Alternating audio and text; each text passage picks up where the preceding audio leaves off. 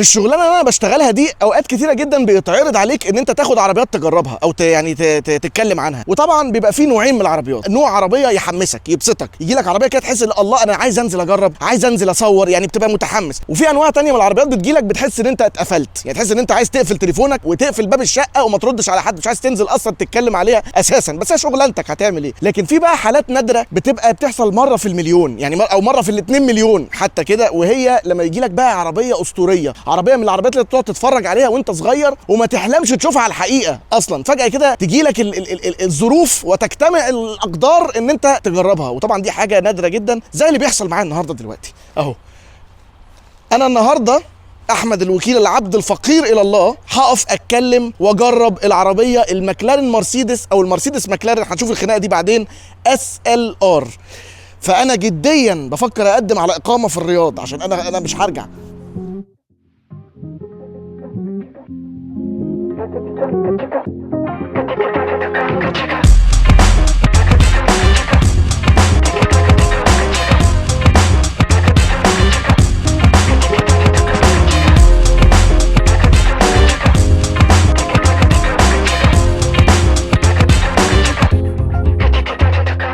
خلينا نبدا كلامنا النهارده عن الاسطوره اللي انا مش مصدق ان هي واقفه ورايا، مش راكنه في شارع، ده انا معايا المفتاح، انا مش مصدق، انا كل شويه بطلع لكم مفاتيح اهو.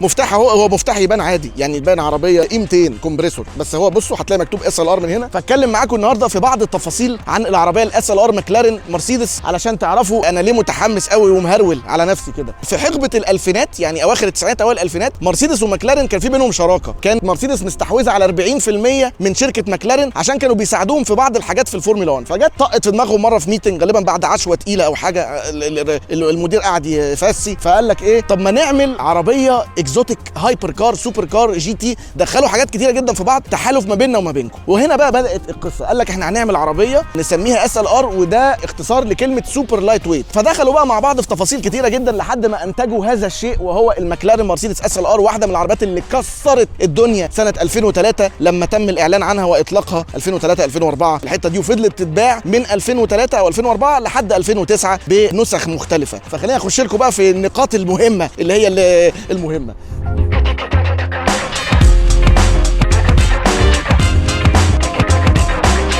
اول حاجه حابب اكلمكم عليها هي التصميم، لان التصميم متفرد. انتوا متخيلين العربيه دي بقى لها كام سنه معموله وما زالت لغايه النهارده شكلها جديد. يعني طبعا بالنسبه للاجيال الجديده بتوع التسلا اطلعوا بره الفيديو، انا مش عايزكم تتفرجوا اصلا. الديزاين ده طبعا مستوحى منه حاجات كتيره جدا. لو هنتكلم الاول عن تصميم العربيه، النوز الطويل اللي هو المناخير الطويله دي مش عاملينها رواشه، دي كانوا عايزين يعملوها علشان تبقى بتريزمبل الفورمولا 1، يعني كان اياميها ده شكل الوش بتاع الفورمولا 1، فعملوا الفورمولا 1 وعلامه مرسيدس دي اساسا انتيك، يعني من وراها في بقى انتيك بيدخل هواء للموتور، مع طبعا الاكسدام والفتحات والريش والحاجات دي. وطبعا زي ما انتم شايفين برضو المرايه بتاعت العربيه من الحاجات المميزه جدا، مفيش حاجه زيها خالص. بعد كده تيجي بقى تبص من الجنب هتلاقي ايه الفتحات اللي هي الريش دي كانت بتجنني، يعني كنت بتجنن وانا قاعد بتفرج. ولو تاخدوا بالكم ان تحت الريش دي هتلاقوا شكمانين، يعني الشكمانات بتاعت العربيه دي مش ورا ولا حتى في الجنب من ورا، هي بالجنب قدام. فانتوا متخيلين الموتور اهو والشكمان اهو، فدي طبعا حاجه من الحاجات المبهره. طبعا مع بادج مرسيدس قدام وبادج ماكلارين عشان يبينوا قد ايه ان التحالف ده يعني واضح، دي ماكلارين مرسيدس. اي نعم العربيه من بره تحسها مرسيدس لكن هي اساسا ماكلارين مرسيدس. تيجي بعد كده تبص بقى على الفرامل، فهتلاقي الطنبوره شكلها عادي جدا، ولكن دي كربون، يعني كانت حاجه كده وقتها ما حصلتش يعني، بس هي معموله علشان تقف بقوه شديده جدا. وعايز اقول لكم وانا بجربها دلوقتي الفرامل احساسها غريب، يعني انت بتفضل تدوس تدوس تدوس مفيش اي حاجه، وبعد كده فجاه تلاقيها وقفت وتلاقي نفسك هتخبط بقورتك في الدركسيون. بعد كده بتيجي ترجع بقى هتلاقي طبعا من التصاميم المبهره البيبان، بس انا يعني انا هنحدث ليه لا. بصوا الباب اكزوتيك بقى، فيعني لو اوريكم منظر الباب، والباب التاني طبعا بيفتح بنفس الطريقه. فطبعا من الحاجات اللي كانت يعني فظيعه اللي هو تصميم الباب اللي بيفتح لفوق ده، علشان تحس ان انت راكب عربيه سوبر كار. معلش نقفل الباب صح، غاليه جدا. وبعد كده ترجع بقى ورا هتلاقي بقى ايه تصميم سيمبل شويه. هو في طبعا زي الديفيوزر ده مشتت الهواء، وبتلاقي كمان الفانوس بتاع العربيه كان وقتها الاشارات اللي هي المدوره دي كال وكان ساعتها مفيش ال قوي. زائد طبعا فكره السبويلر ده اللي هو بيشتغل كسبويلر، بيطلع بزاويه معينه على سرعه، ولما بتدوس فرامل بيروح قالب لورا كده اير بريك، بيفرمل العربيه، الهواء بيخبط فيه فيساعد على الفرمله. فاوفرول العربيه كتصميم من بره جباره، وما زالت لغايه دلوقتي شكلها خطير. وعايز اقول لكم ان العربيه دي كلها الشاسيه بتاعها بتاعها معمول من الكربون فايبر عشان تبقى سوبر لايت زي ما بيقولوا كده، SLR سوبر لايت ريسنج. وده اكتر سبيك بحبه، فضي في احمر، يعني مفيش اجمل من الفضي في احمر ده.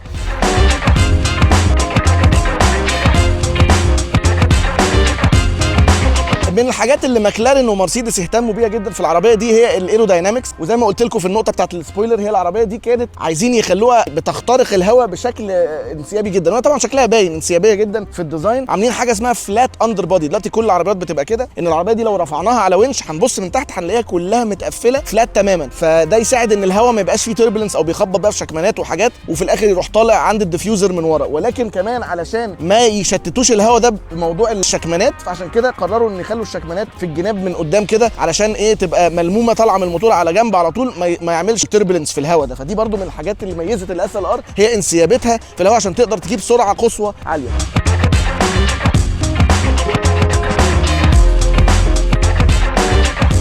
البرفورمانس او الاداء بتاع العربيه دي بقى كانت حاجه مهمه جدا ليها. ليه؟ لان هي نزلت في الحقبه بتاعت 2003، ودي عارفين احنا في الجيل الجديد يعني عارفين المكلارين الP1 واللا فيراري وال918 لما نزل 3 عربيات هايبر كارز كان من شركات كبيره وخبطوا في بعض ودمروا بعض. هي دي كانت نفس اللي بيحصل بس في 2003. لما العربيه دي نزلت كان في عربيتين نازلين من بورش ومن فيراري بينافسوا. ايه هما؟ كانت البورشه كاريرا GT والفيراري الانزو. فكان لازم مرسيدس ومكلارين يعملوا يعني زي درايف ترين محترم قوي. فالعربيه دي دخلوا فيها بقى ايه، او يعني حشروا في الكبوت الطويل ده موتور 5500 سي سي 8 سلندر سوبر تشارج، بيطلع 626 حصان و780 نيوتن عزم. والباور ده كله متوصل على فتيس اوتوماتيك 5 نقلات فقط، اوتوماتيك عادي تور كونفرتر عادي. وكان اياميها مرسيدس عندهم فتيس 7 نقلات، بس هم خافوا ان العزم بتاع الموتور الفتيس ما يستحملوش، فقرروا ينزلوها بفتيس 5 نقلات عادي جدا. وطبعا كل الباور ده رايح للعجل الوراني. فطبعا العربيه كان ادائها على قد ما هي عربيه GT كده، كان ادائها قوي جدا. كانت بتسرع من 0 ل 100 في حوالي 3 ثواني ونص، وكانت بتجيب سرعه قصوى قرب 340 او 350 كيلو في الساعه. الكلام ده كان سنه 2003. ولكن اللي ما ساعدش العربيه في المنافسه مع العربيات الانزو والكاريا GT هي الوزن. العربيه دي 1700 وشويه كيلو مقارنه بالكاريا GT والانزو، كانوا فيري لايت ويت. بالرغم ان العربيه دي استخدموا شاسيه كربون فايبر بالكامل ولايت ويت وكده، بس العربيه برضو طلعت تقيله لسبب ما اعرفش ليه. فبالتالي هي كانت سواقتها في التراكات وكده اتقل منهم ومختلفه عنهم. هي كانت كجي تي ممكن تبقى اريح وعربيه مرسيدس شويه في نفسها، ولكن كانت عربيه وزنها تقيل، ولكن تقيل التقيل للتقيل يا باشا.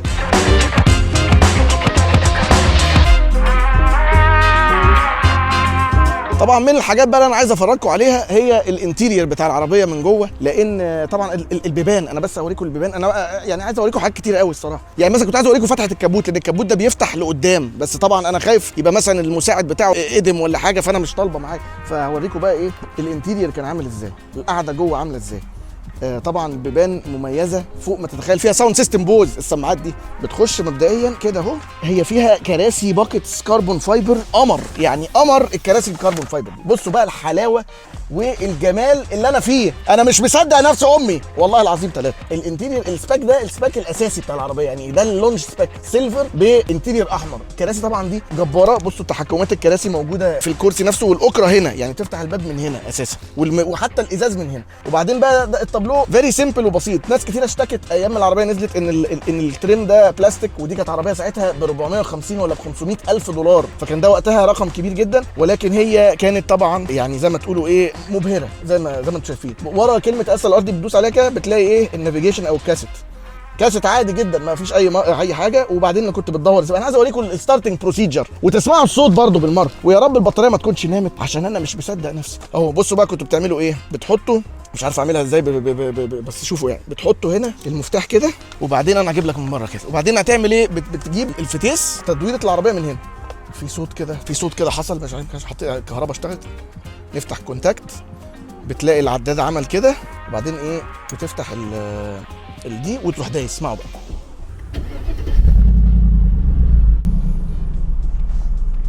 الصوت جايلك من هنا، وهي صوتها عامل يعني V8 بقى اللي هو وبعدين فيها رنه كده بتاعت سوبر تشارج اللي هي السوبر تشارج بتاعها بيعمل بس طبعا لو دوسنا هنا ممكن نخش في العربيات الغاليه اللي واقفه دي. طبعا عربيه جباره. اسمعوا الصوت كده، يا لهوي زلزال.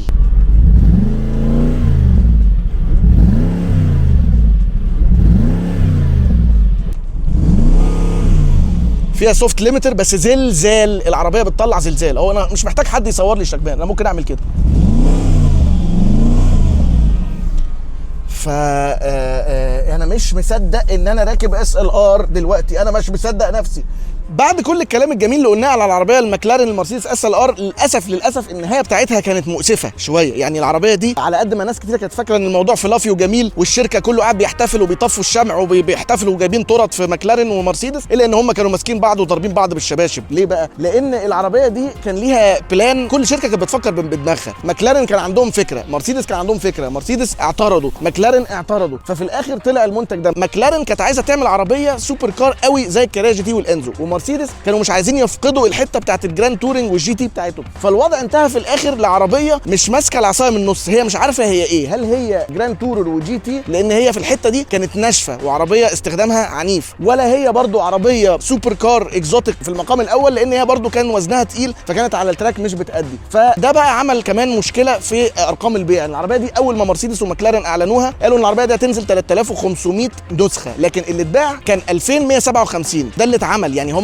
بدل ما يعملوا 3500 نسخه عملوا 2157 نسخه. فبالتالي الاثنين قفشوا على بعض وفضوا الشراكه. وبعد ما العربيه دي خلصت في 2009 مكلارين ومرسيدس انفصلوا في الحته بتاعت العربيات الركوب، ومكلارين عملت المكلارين الام بي 412 سي ليها، ومرسيدس عملوا الاي ام جي SLS، برضو كانت اول منتج من اي ام جي بقى يطلع لوحده. فبالتالي العربيه دي كانت نهايتها مؤسفه شويه، وده اثر عليها في ارقام البيع بتاعتها. العربيات دي عاده بتمسك سعر، جت وقت من الاوقات كانت بتتباع بنفس ثمنها زيرو بعد ما نزلت ب5 و6 سنين. طبعا دلوقتي ابتدت تعلى في الفاليو تاني، لكن ما بتعلاش بنفس القيمه بتاعت العربيات مثلا الانزو وكاريا GT والحاجات دي، ولكن في الاخر تزال هي واحده من افخم واقوى وافشخ العربيات اللي اتعملت في تاريخ صناعه السيارات. وانا ليا فخر ان انا واقف جنبها وبصورها او صورتها، وسعيد ان انتوا شفتوا الفيديو. فبالتالي انا سعيد، انا سعيد. يعني انا عاده بختم اقول حاجات اختم، بس انا عايز اختم اقول ان انا سعيد، انا سعيد وانا سعيد.